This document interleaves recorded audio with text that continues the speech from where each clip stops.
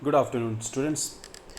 Students, EVS, Environment Science, as well as the syllabus pattern according to the university for 4 semester. Geography के अंदर इन resource transport या ocean transports का या ocean resources का बहुत बड़ा इंपॉर्टेंट रोल है आपके सिलेबस में दोनों ही जगह पर। ईवीएस के अंदर हम इसे थोड़ा सा नज़रअंदाज करके चलते हैं, लेकिन हमारे पास जो दूसरा सिलेबस है उसमें एज़ यूजुअल ये काफ़ी इंपॉर्टेंट टॉपिक होता है। और आज का जो टॉपिक है वो ना सिर्फ इन दोनों यानी कि सिर्फ ईवीएस और ज्योग्राफी के लिए इम्पोर्टेंट है, बल्कि जनरल नॉलेज कम्पिटिटिव एग्ज़ाम्स में इनमें से बहुत सारे क्वेश्चंस आपसे पूछ लिए जाते हैं। तो आप लोगों को थोड़ा सा इस टॉपिक को समझते हुए आगे बढ़ना है। देखिए बच्चों, ओशन रिसोर्सेज के बारे में हम बात कर रहे हैं, यानी महासागर संसाधनों के बारे में जब हम बात करते हैं तो हम इस प्रकार के उपयोगों को जो हमें डायरेक्ट एनर्जी प्रोड्यूस करते हैं या प्रदान करते हैं, जैसे कि हमने खाना खाया, हमने मिनरल्स ले लिए, हमने एनर्जीज़ के सोर्सेज देख लिए, वो हम डायरेक्टली उनका यूजेस करते हैं तो हम उन्हें कई बार रिसोर्स मारते हैं। परंतु कुछ एक काम ऐसे होते हैं जो हमें फ़ायदा तो पहुंचा रहे होते हैं, परंतु हम उन्हें संसाधनों के रूप में कंसिडर नहीं करते, परंतु हमें वहाँ पर भी उन्हें संसाधनों की श्रेणी में उन्हें रखना चाहिए। बच्चों, पेट्रोल एक संसाधन है, पर वो गाड़ी भी एक संसाधन है जिसके अंदर बैठ के उस पेट्रोल की मदद से आप एक स्थान से दूसरे स्थान पर जाते हो।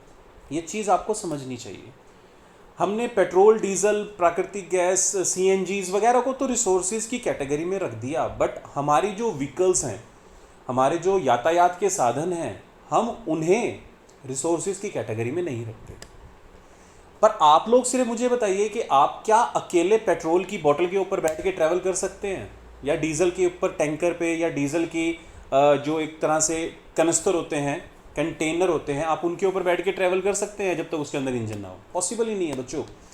हमारा माइंड सेट है, हम चीज़ों को एक दायरे के अंदर बांध देते हैं और उस दायरे के अंदर आने वाली चीज़ों को तो हम रिमेंबर करते हैं, बार बार पढ़ते हैं, लेकिन उसका रिलेशन दूसरे सेगमेंट्स के साथ कैसे हैं, इस चीज़ को हम नज़रअंदाज करते हैं, नेगलेक्ट करते हैं। ऐसा नहीं करना चाहिए।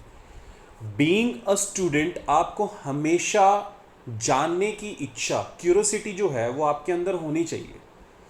क्यों? क्या सिर्फ यही चीज़ें? क्वेश्चन जो है ना आपकी नॉलेज को एनहांस करता है। और स्टूडेंट लाइफ के अंदर, क्लासरूम के अंदर जब भी कोई टीचर आपको कुछ समझा रहे होते हैं, पढ़ा रहे होते हैं, तो आपको उनसे पूछने के लिए जो खड़े होने की हिम्मत जुटानी पड़ती है ना, वो आपको मतलब क्विकली इन अ सेकेंड आपके अंदर वो जनरेट हो जानी चाहिए।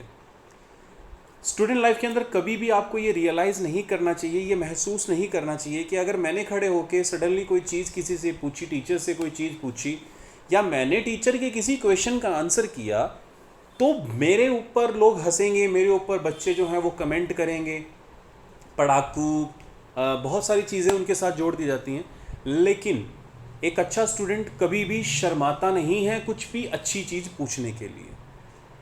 और अगर बच्चा शर्माने लग जाएगा, स्टूडेंट को शर्म आ जाएगी, तो समझ लीजिए उसके सीखने की जो सीमा है वो बंध गई है और वो बहुत कम मात्रा में सीख पाएगा। तो आज मैं उसी चीज़ को जोड़ के आपको समझाने की कोशिश कर रहा हूँ। हमने पेट्रोल, डीजल, सीएनजी, एलपीजी और सोलर एनर्जी, इलेक्ट्रिसिटी, इनको तो संसाधनों की कैटेगरी में रख दिया, परंतु उन संसाधनों का उपयोग हम जिन रूपों में करते हैं उसको हमने संसाधन की कैटेगरी में शायद नहीं रखा, या हम उसे संसाधन नहीं समझते। वो कार जिसके अंदर बैठ के पेट्रोल से चलती है, या पेट्रोल से चलने वाली कार आपको ही एक स्थान से दूसरे स्थान पर लेके जाती है, ना कि पेट्रोल आपको एक स्थान पे दूसरे स्थान पर लेके जाता है। पेट्रोल पहले से भी था इस पृथ्वी की, इस प्रकृति के गोद के अंदर, उन खानों के अंदर, उन कुओं के अंदर, पेट्रोलियम के रूप में, कच्चे तेल के रूप में। लेकिन उसको प्रशिक्षित किया, प्रोसेस्ड करके हमने पेट्रोल में कन्वर्ट किया, तो उसको तो संसाधन मान लिया, लेकिन संसाधनों की श्रेणी के अंदर हमने उन सभी वस्तुओं को रखना है जो पेट्रोल से चलती हैं और हमें हमारी आवश्यकताओं की पूर्ति करती है। आज हम उसी चीज़ को डिस्कस करने वाले हैं। महासागर संसाधन हैं, लेकिन महासागरों के माध्यम से होने वाला यातायात भी एक प्रकार का संसाधन है, आप उसे उससे अलग नहीं कर सकते। अगर आपको किसी दूसरी कंट्रीज, आज तो आपके पास एयरप्लेन, एयरवेज की जो फैसिलिटीज़ हैं वो है, लेकिन प्राचीन समय के अंदर केवल और केवल लंबी यात्राएं जो की जाती थी वो जलमार्गों के द्वारा ही की जाती थी। तो आप जलमार्गों के द्वारा जब एक स्थान से दूसरे स्थान से कुछ चीज़, वस्तुएं मंगवाते हैं, खुद ट्रैवल करते हैं, तो उसे भी आप संसाधन के रूप में देखें, समझें और अपने नोट्स के अंदर लिखें, सो आज हम जो टॉपिक डिस्कस करने वाले हैं which is directly related with the indirect uses of oceans, ठीक है। Ocean transport and routes and trades, उनके जो यातायात के मार्ग हैं और किस प्रकार से वो हमारे लिए व्यापार में वृद्धि करने वाले हैं, वो हम एक बार देखते हैं। सो हमारा जो टॉपिक स्टार्ट होने वाला है वो है ट्रांसपोर्ट, ओशन रूट्स का, ठीक है। Ocean transport and trades. बच्चों ये बहुत कॉमन सा टॉपिक है। मैंने आपको जस्ट बताया कि आज हमारे पास एयरवेज की सुविधाएं हैं। हम एयरप्लेन के अंदर बैठ के एक स्थान से दूसरे स्थान पर पहुंच जाते हैं, यातायात करते हैं, सामान मंगवाते हैं।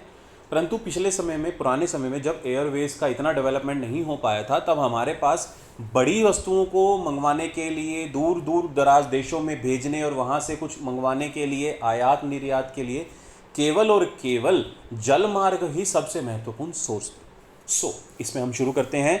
जब डेवलपमेंट नहीं था, मानव का विकास नहीं था, धीरे धीरे विकास हुआ है। जब मानव ने इतना अधिक तकनीक विकसित नहीं की थी, उस समय in past ocean look like a barrier. हमने आपको पहले भी बताया है कि किस प्रकार से ओशंस जो थे वो बैरियर थे बिटवीन द टू कॉन्टिनेंट्स, दो महाद्वीपों के बीच में। महासागर क्या थे? बैरियर थे, बाधाएं थी। But with the help of technology now these days ocean is not long so far, which means आप इस चीज़ को समझिए।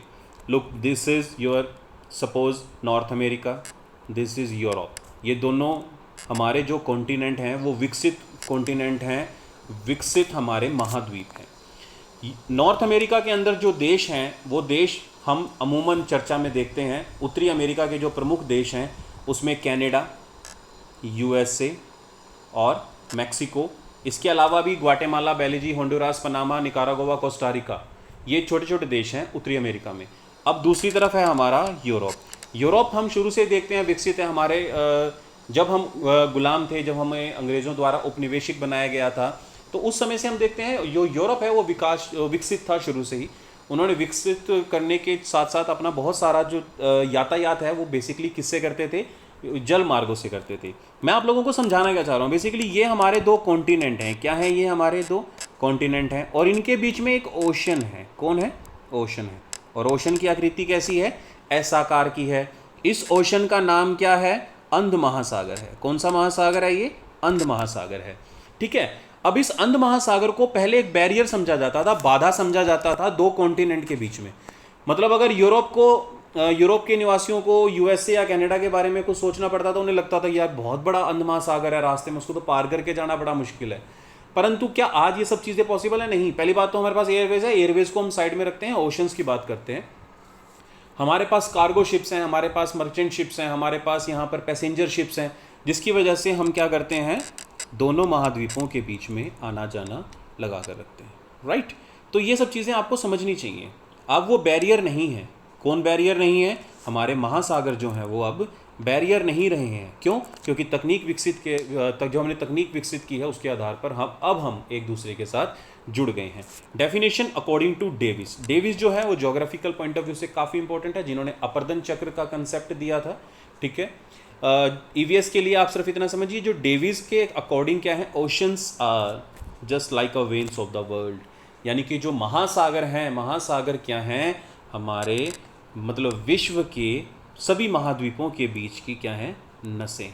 नसें हैं मतलब वो एक दूसरे को आपस में जोड़कर रखती हैं। जब महाद्वीप आपस में जुड़ जाएंगे तो हमें किसी भी तरह से अकेला महसूस नहीं होगा। यातायात हो, हमें किसी भी वस्तु की कमी हो, तो हम क्विकली रिस्पॉन्स करके उन्हें प्राप्त कर सकते हैं। एक छोटा सा एग्जाम्पल मैं आप लोगों के सामने और रखना चाहूँगा। भारत के ऊपर जब ब्रिटिशर्स ने अपना आधिपत्य जमाया, उससे पहले दूसरी जो यूरोपियन कंट्रीज़ थी, यूरोपियन कंपनीज थी, वो भारत में आ चुकी थी। ब्रिटेन, फ्रांस, जर्मनी, ये देश के नाम आपने बेसिकली सुने हैं कि ये बहुत ज़्यादा डेवलप है। आप जानते हैं इन सभी देशों के डेवलपमेंट से पहले एक कंट्री ऐसा था जिसने सबसे ज़्यादा तीव्र गति से विकास किया था, और वो देश था इटली। जानते हो ये इतना विकसित क्यों माना जाता है प्राचीन समय से? क्योंकि इटली का जो तटवर्ती क्षेत्र है, तटवर्ती यानी कि जो सागरों महासागरों के साथ लगा हुआ क्षेत्र है, वो बहुत ज़्यादा वास्ट है, राइट। और इटली वो फर्स्ट कंट्री था जिसने सबसे ज़्यादा डेवलपमेंट की थी ओशन ट्रांसपोर्ट्स के ऊपर। इसने बहुत बड़े बड़े शिप्स, बहुत बड़ी बड़ी बोट्स पहले से ही डेवलप कर ली थी, क्योंकि इन्हें पता था कि अगर आप विश्व को कंट्रोल करना चाहते हैं तो आपको ओशंस को कंट्रोल करना पड़ेगा, और ओशंस को कंट्रोल करने के लिए उनके ऊपर तैरने वाले, उनके माध्यम से चलने वाले जहाज़ों का निर्माण करना बहुत ज़रूरी है। इटली ने सबसे पहले ये विकास जो है वो किया था, ये आपको ध्यान में रखना है, ठीक है।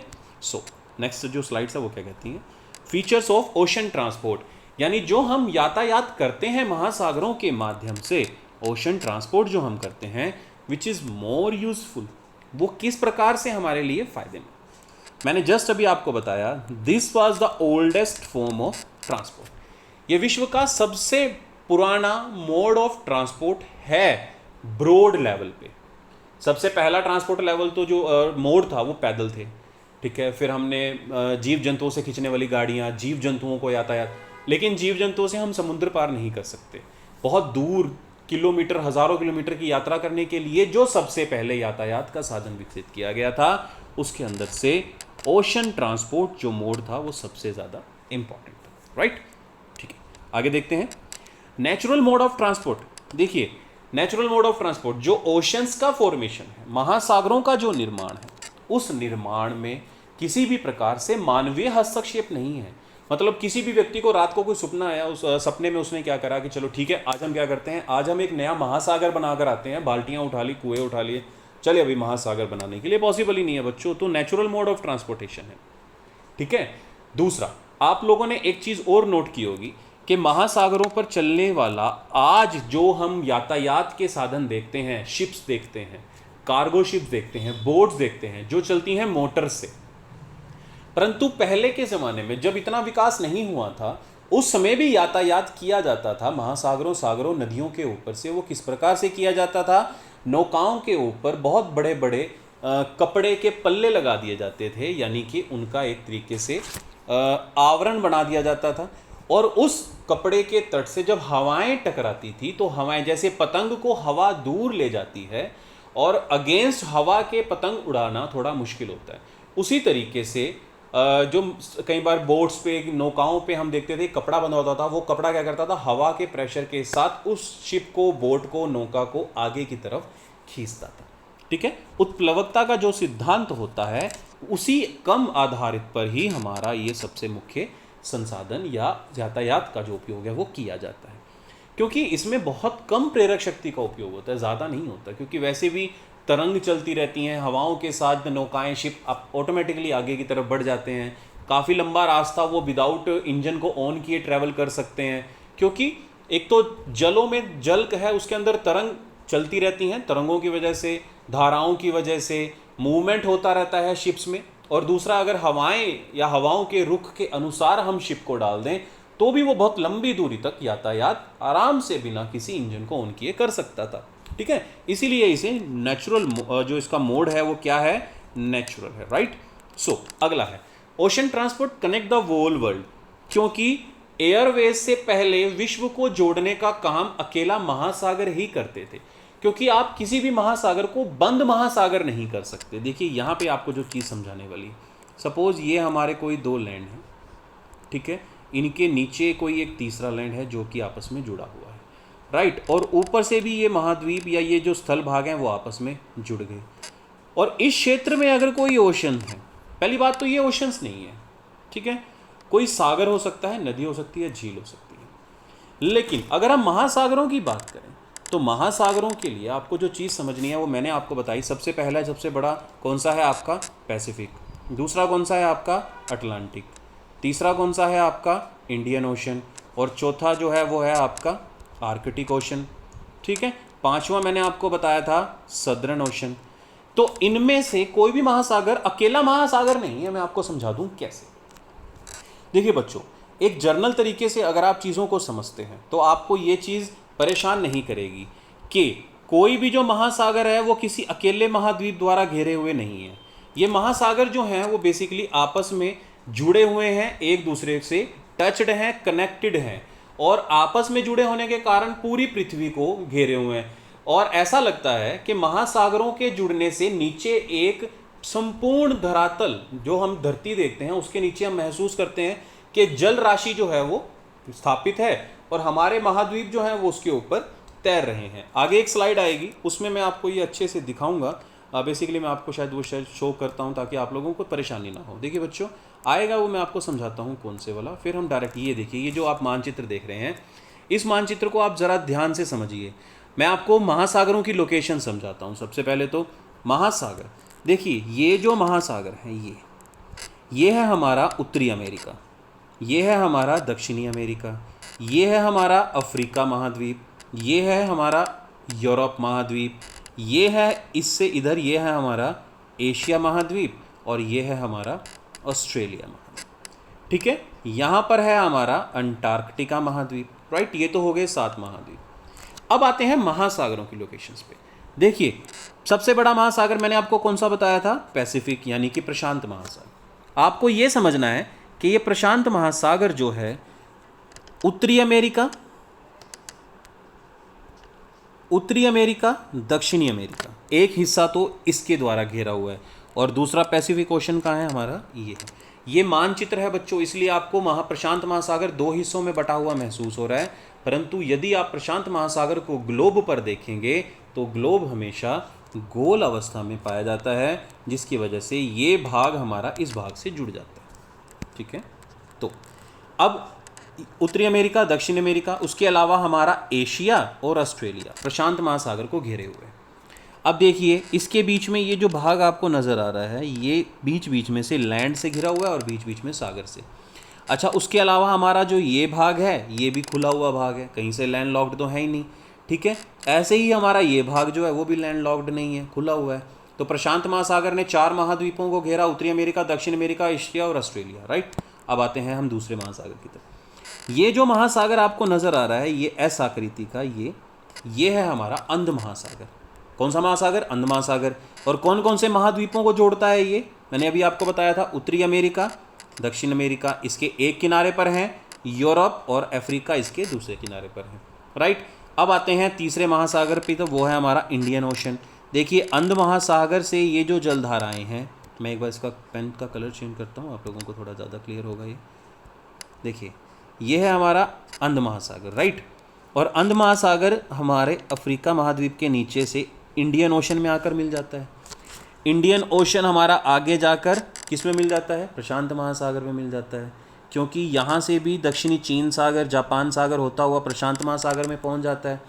अब हमारा जो यहाँ पर अंध महासागर है, अंध महासागर भी पनामा नहर से होता हुआ प्रशांत महासागर से जुड़ जाता है, या दक्षिण अमेरिका से होता हुआ प्रशांत महासागर से जुड़ जाता है। और दोनों ही महासागर जो हैं वो ऊपर आर्कटिक महासागर से जुड़ जाते हैं, नीचे की तरफ अंटार्कटिका महाद्वीप से जुड़ जाते हैं। सो इन शॉर्ट आपको सिर्फ इतना समझना है कि ये जो महासागर हैं ये अकेले नहीं हैं बल्कि आपस में जुड़े हुए हैं। ठीक है, सो आगे चलते हैं।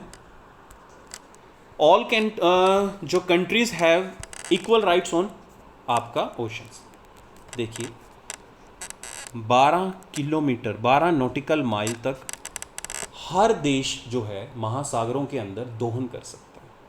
ठीक है, फिर ये जो दोहन करने की क्षमता है ये मैक्सिमम जो है वो 200 किलोमीटर तक होती है। दोहन कर सकता है 12 किलोमीटर तक, और महासागरों के अंदर 200 किलोमीटर तक वो किसी भी रिसर्च को कर सकते हैं।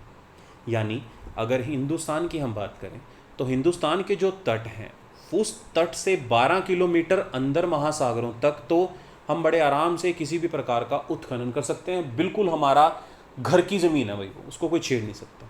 ठीक है, उसके अलावा भी हम आगे जा सकते हैं 50 किलोमीटर, जहाँ तक हम और अच्छा रिसर्च कर सकते हैं, मतलब संसाधनों का उपयोग कर सकते हैं। 100 किलोमीटर तक, सॉरी, और 200 किलोमीटर तक तो वो हमारा क्षेत्र है, हम किसी भी तरह का रिसर्च कर सकते हैं। उसके अलावा यानी 200 किलोमीटर के अंदर अगर कोई दूसरी कंट्री का जहाज़ आ भी जाता है तो उसको कोई ज़्यादा परेशानी उठानी नहीं पड़ती। लेकिन हर देश की जो ये सीमा है 12 से 200 किलोमीटर के बीच में, ये सभी देशों को बराबर मिली है, किसी भी देश को कम या ज़्यादा ये संसाधन, ये जो दर है ये नहीं दी गई। राइट, तो सिमेट्रिकल वे और ट्रांसपोर्ट, क्योंकि महासागरों के अंदर खड्डे नहीं होते सड़कों की तरह, बिना खड्डों के बड़े आराम से उत्प्लावकता के आधार पर वो बड़े आराम से जो बिना टूट फूट वाला सामान है या जो जल्दी टूटने वाला सामान है, ख़राब होने वाला तो जल्दी ख़राब हो जाएगा क्योंकि कई दिन लग जाते हैं ट्रैवल में, उसी तरह से वो आगे बढ़ता है। सिमिट्रिकल वे है, बिल्कुल सिमिट्री है, सीधा रास्ता है, कोई खड्डे नहीं है। चीपेस्ट मोड ऑफ ट्रांसपोर्टेशन, क्योंकि हम जब किसी भी चीज़ को जल्दी करने की कोशिश करते हैं बच्चों, वहीं पर हमारा जो इन्वेस्टमेंट है वो बढ़ जाता है। आप लोगों ने देखा होगा अमूमन जिस गाड़ियों की पिकअप कम होती है वो बड़ी सस्ती होती है, लेकिन जिन गाड़ियों का टॉर्क अच्छा होता है, जिन गाड़ियों की हमारा आरपीएम अच्छा होता है, वो गाड़ियाँ थोड़ी महंगी होती हैं। जैसे ऑडी, मर्सिडीज़ या फिर जैपनीज़ गाड़ियाँ जो हैं, उनकी पिकअप बहुत अच्छी होती है।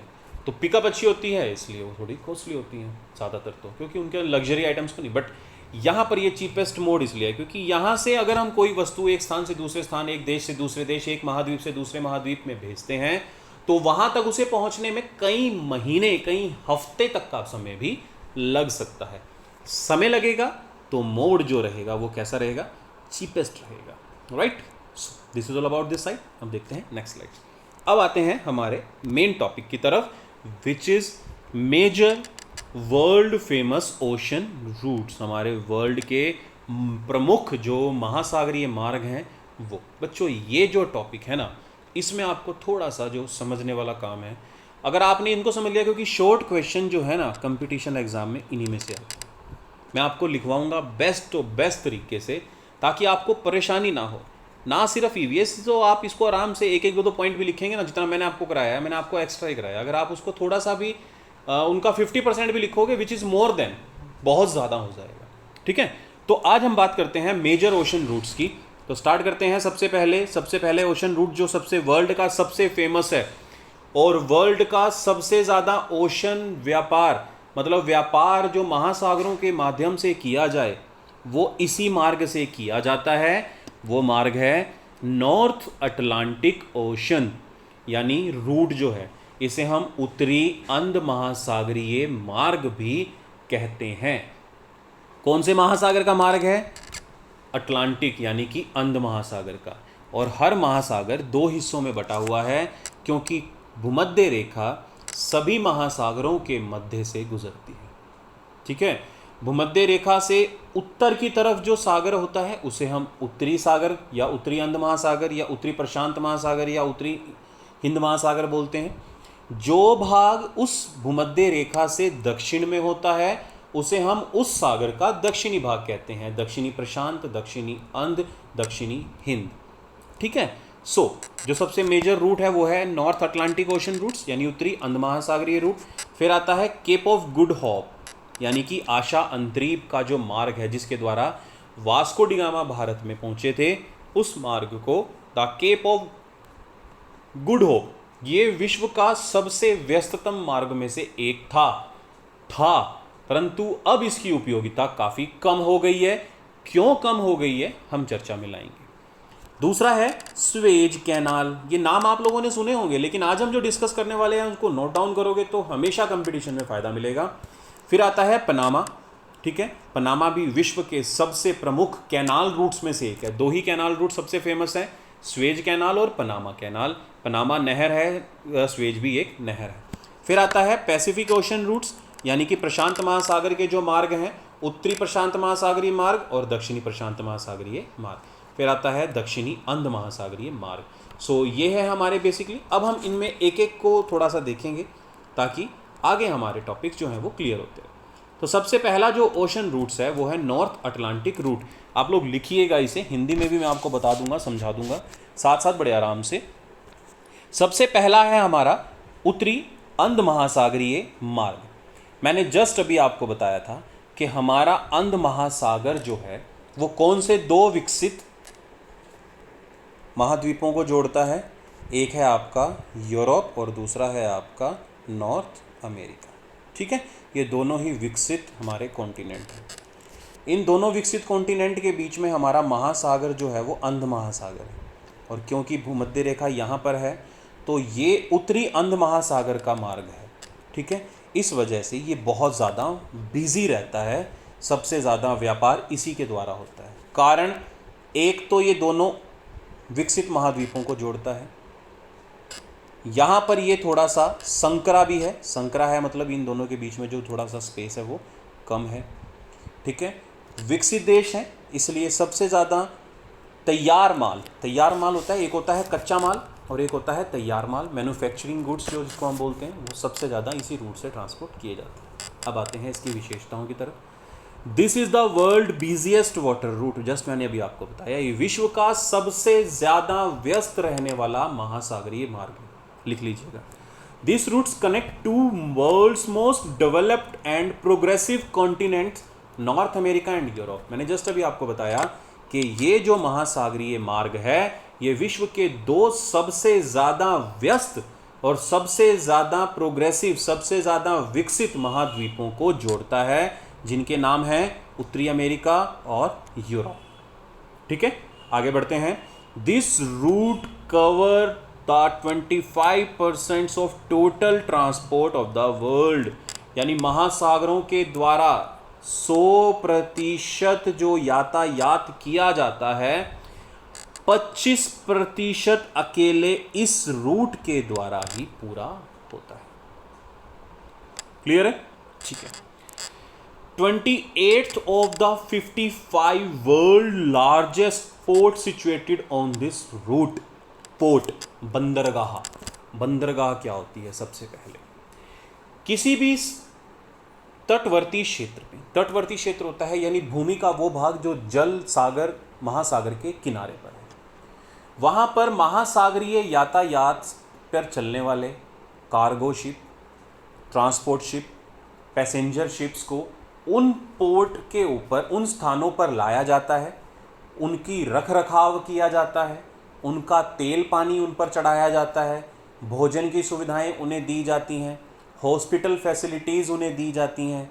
तो एक भूमि के ऊपर एक ऐसा स्थान बनाना जहाँ पर यातायात, समुद्री यातायात के मार्ग पर पड़ने चलने वाले समुद्री जहाज़ों को रोका जाए, माल चढ़ाया या उतारा जाए, पैसेंजर्स को चढ़ाया या उतारा जाए, स्वास्थ्य सुविधाएं प्रदान की जाएं, खाने पीने की व्यवस्था की जाए, उस स्थान को पोर्ट बोला जाता है, बंदरगाह बोला जाता है। भारत के अंदर बहुत सारे बंदरगाह, कांदला पोर्ट, मुंबई, जवाहरलाल, चेन्नई, मार्मागोवा, ठीक है, और आंध्रा, विशाखापट्टनम, ये सारे जो मेजर पोर्ट्स हैं भारत के हैं। ठीक है, इनमें से ये तो चलो भारत के हो गए, लेकिन अगर हम विश्व की बात करें तो विश्व के जो 55 विश्व के सबसे बड़े बंदरगाह हैं, उसमें से 28 बड़े बंदरगाह तो इसी मार्ग पर हैं। ठीक है, जैसे वो कौन कौन से हैं वो हम एक बार डिस्कस कर लेते हैं। नाम है जैसे London, this routes connect London, Liverpool, Glasgow, Manchester, Southampton, Rotterdam, Hamburg, Amsterdam, ठीक है, और western Europe with Quebec, Montreal, Halifax, New York and North American port. तो ये जो हैं जितने भी ऊपर मैंने आपको बताया, London, Liverpool, Glasgow, Manchester, Southampton, Rotterdam, Hamburg, Amsterdam, this जितने भी पोर्ट्स हैं ये मेजर पोर्ट्स हैं, और ये किस महाद्वीप पर हैं? यूरोप के। यानी कि एम्स्टर्डम तक जितने भी पोर्ट आप लोगों ने अभी तक हमने डिस्कस किए, बेसिकली ये कौन से महाद्वीप के हैं? यूरोप। और नॉर्थ अमेरिका, यानी कि नॉर्थ अमेरिका, उत्तरी अमेरिका महाद्वीप में कौन कौन से हैं? क्यूबेक, मॉन्ट्रियल, हैलिफैक्स, न्यूयॉर्क और नॉर्थ अमेरिकन पोर्ट। तो विश्व के 28 बड़े जो बंदरगाह हैं वो इसी महासागरीय मार्ग पर है। ठीक है, सो आगे चलते हैं। अब इसके अंदर वही हमारे जो हमने डिस्कस किए सभी के सभी महाद्वीप के ऊपर, ये दोनों ही महाद्वीपों के अंदर जो हमारे मेजर पोर्ट्स हैं वो यहीं पर सिचुएटेड हैं। जैसे कि अब आप लोग इसको कंफ्यूज मत कीजिएगा, आपको सिर्फ इतना समझना है बच्चों कि कौन कौन से हमारे महाद्वीप पर कौन कौन से हमारे पोर्ट हैं। हैलिफैक्स, बोस्टन, न्यूयॉर्क, न्यूफॉर्क और चार्ल्सटन, मायामी एंड BVI, ये जो हैं हमारे अरेबियन आइलैंड्स पर हैं, जो कि हम वेस्ट इंडीज़ वगैरह बोलते हैं इत्यादि।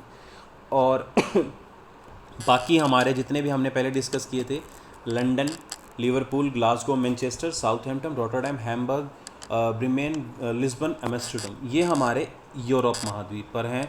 और जितने भी हमने उसके बाद देखे, क्यूबेक, मॉन्ट्रियल, हैलिफैक्स, न्यूयॉर्क, सेंटोन, Boston, Portland, Philadelphia, New Orleans, ये हमारे उत्तरी अमेरिका के हैं। ठीक है, so this is all about ये दिस मैप सेक्शन। अब आगे देखते हैं इसके अंदर क्या है बेसिकली। मेजर रूट्स मैंने आपको बताया कि गुड्स कौन कौन सी ऐसी हैं जो इन दोनों मार्गों के द्वारा सबसे ज़्यादा एक स्थान से दूसरे स्थान पर भेजी जाती हैं।